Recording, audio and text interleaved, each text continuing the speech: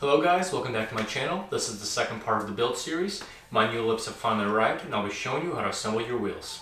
But unfortunately, before we get to the fun part, we're going to do some cleaning and prepping for these lips to actually seat properly. So the cleaning process is going to be in 3 stages. First one is going to be cleaning the weld that's on top of the barrel. Second one is cleaning the surface that's in contact with the lip. And the third one is going to be cleaning the hardware. So for the first step, let's hop into the garage. So the first step is going to be grind down this metal. Let me show you what it looks like. So now I'm going to take my grinding wheel with my grinding disc and grind down the slip all throughout the wheel to make it as smooth as possible so it's a straight edge. So when I put the silicone in, it's going to sit in there nice and smooth. So you're going to take a grinder, safety glasses, ear protection, and we can start. So you can see the difference after grinding on this for just a little bit compared to this right here. You can see how this is turning more into a V shape and this is more rigid. I'm not there yet, I'm gonna do some more grinding, but this is pretty much what you want. So after we finish grinding down all the aluminum on the side of the barrels, up next is gonna be cleaning the actual surface up top. It's up to you which way you wanna approach it. I'm gonna be using this wire wheel.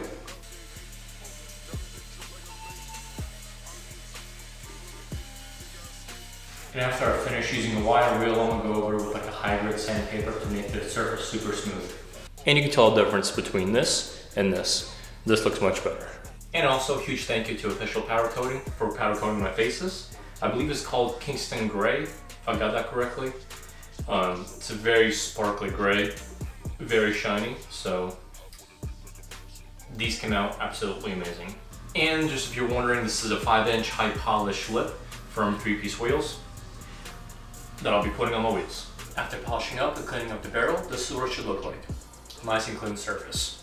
And I also went ahead and cleaned up the back as well. So the third and final step of cleaning the wheels is the hardware. That is my least favorite part because it takes a lot of time. There's a couple ways you can go about it. You can use apple cider vinegar by dumping all your bolts in there, shaking it up, let it sit for a little bit. Next step will be using a white diamond polish, microfiber towel. Or you can use a 000 steel wool. So here are the bolts. That's what they look like before doing anything to them. That's when I first pulled them out of the wheel. This is what the bolt looks like after apple cider vinegar. And this right here is what the bolt looks like after apple cider vinegar, steel wool, and white diamond polish. Nice and shiny. One of my favorite ways to clean the actual bolts is put a little bit of white diamond polish on your steel wool. And then you can take your bolt and insert it into the drill.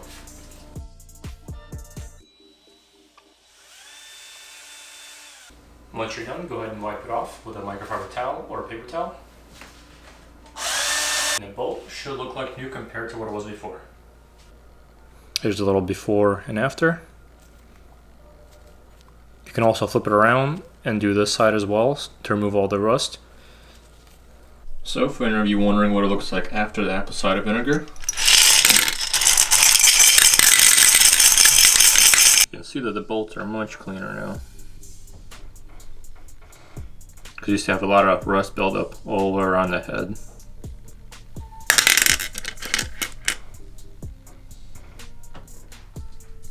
Okay, so up next is putting the wheels together. We got our bolts all cleaned up, the barrel's all cleaned up, and we can start.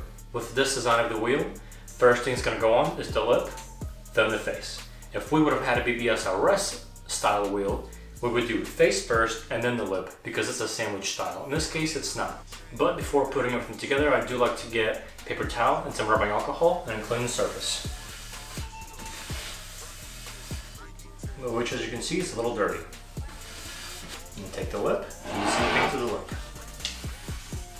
Now we can assemble.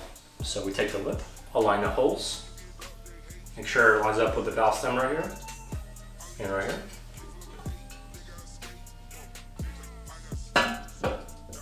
Up next, we grab the face. Once again, make sure we line up the valve stem hole right here. And we gently put it down, not to scratch the lips. Up next are going to be the nuts and bolts, which for these you're going to need some thread locker right here. Make sure you get the red one. put 1 or 2 drops on the threads, screw them in, which I like to do a special pattern, doing it 1 on each side, and then go into the second bolt on each side, 3rd, 4th, 5th, and 6th. And then at the very end, I like to get a torque wrench and torque them to a specific set. And here's the torque wrench that I'll be using. For these wheels, I think I'm going to go with 19 foot-pounds of torque. Okay, so now I'm going to take my thread locker right here, cut a little hole for it. And you want to take your bolt and put a few drops on there. Oh, a little more than what I need. And then you want to go ahead and put it through the hole and feed it through.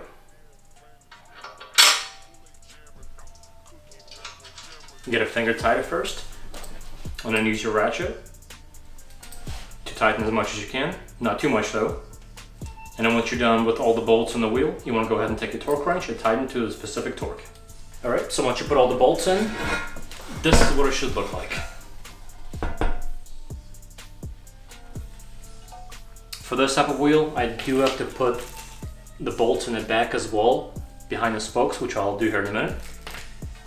But as far as these bolts, I can go ahead and torque tighten them. And we can start.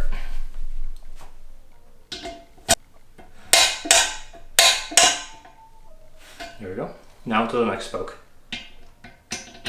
Alright, so once you get all the bolts in, you tighten all of them in order. Up next, you have to do the back ones, which this is one right here, and this is the one tightened with a nut on it already.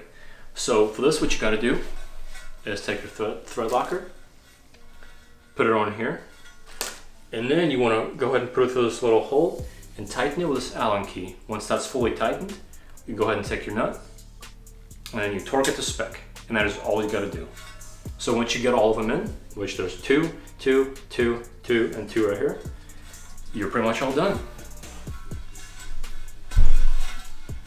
And then up next is the silicone that goes between the lip and the barrel to keep the wheel from leaking air when it's inside the tire. Alright, so we did tighten all the bolts. They're all tightened to spec. Up next is the silicone. First thing we want to do is go ahead and take a towel, rub alcohol, and wipe the seam inside and then the outer barrel right here, just in case. As you can see, it's pretty dirty.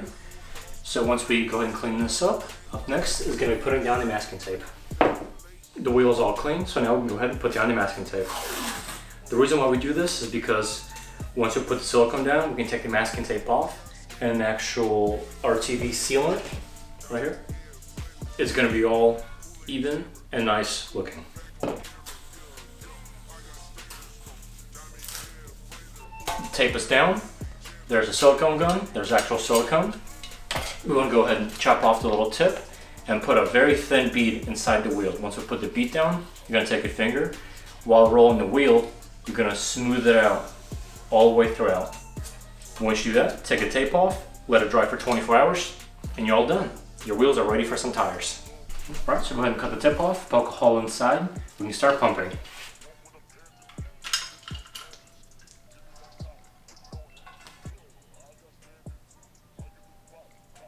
So now we've got a nice bead going all the way across. We're going to take your finger and glide it all the way down. Make sure you put firm pressure to make sure the seal goes inside the barrel. Alright, so once you glide your finger down, wipe off the excess, go ahead and find your tape line and take the tape off. And it should look something like this. See how clean and crisp the line is? That's exactly what you want. So once the tape is off, sometimes I do like to take a finger and then clean up the edges just a little bit. Alright, so once you're done with that part, if you feel like it, you can go ahead and suck your fingers off and then give this 24 hours to dry. And you're all good. So once the silicone's on, give it 24 hours to dry, and you can go ahead and put the tires on the next day. Once again, thank you guys for watching. If you have any questions, please comment down below. Make sure to subscribe, and let me know what you want to see up next.